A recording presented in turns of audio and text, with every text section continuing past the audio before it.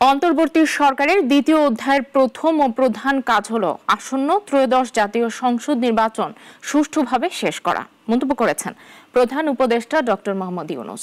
সচিবালয়ে উপদেষ্টা পরিষদের বৈঠক শেষে সাংবাদিকদের এই কথা জানান প্রধান উপদেষ্টার প্রেস সচিব।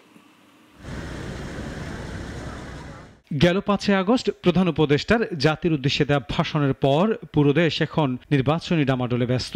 এরই মধ্যে রোজার আগে ফেব্রুয়ারিতে জাতীয় নির্বাচন অনুষ্ঠানের জন্য নির্বাচন কমিশনকে চিঠি দিয়েছে প্রধান উপদেষ্টার কার্যালয়। শুরু হয়ে গেছে নির্বাচনের প্রস্তুতি। বৃহস্পতিবার সকালে সচিবালয় উপদেষ্টা পরিষদের নিয়মিত বৈঠক অনুষ্ঠিত হয়। প্রধান উপদেষ্টার দায়িত্ব নেওয়ার পর দ্বিতীয়বারের মতো প্রশাসনের প্রাণকেন্দ্র সচিবালয়ে আসেন প্রধান উপদেষ্টা ডক্টর মোহাম্মদ ইউনূস। 2.5 ঘন্টার বেশি সময় ধরে চলে উপদেষ্টা পরিষদের এই বৈঠক।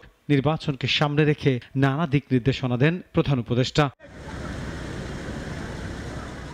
উপদেষ্টা পরিষদের বৈঠক শেষে কথা বলেন প্রধান উপদেষ্টার প্রেস সচিব। বলেন, প্রধান উপদেষ্টা জানিয়েছেন, অন্তর্বর্তী সরকারের দ্বিতীয় অধ্যায়ের প্রথম ও প্রধান কাজ হলো সুষ্ঠু, অবাধ, নিরপেক্ষ নির্বাচন করা। পুরো ক্যাবিনেটের, পুরো কাউন্সিল অফ অ্যাডভাইজার এখন পুরো মূল ফোকাসটা হচ্ছে কিভাবে একটা দেশে ফ্রি, ফেয়ার এবং খুব উৎসবের মতো ফেস্টিভ একটা ইলেকশন করা যায়।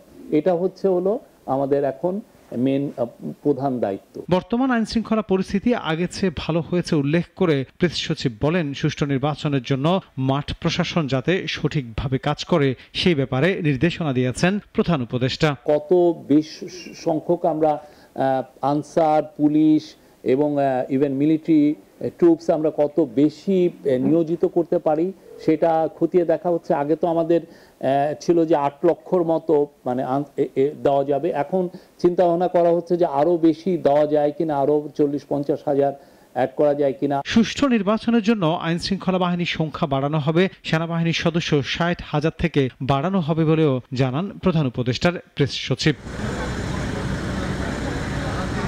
আনোয়ার হোসেন, নাগরিক, ঢাকা।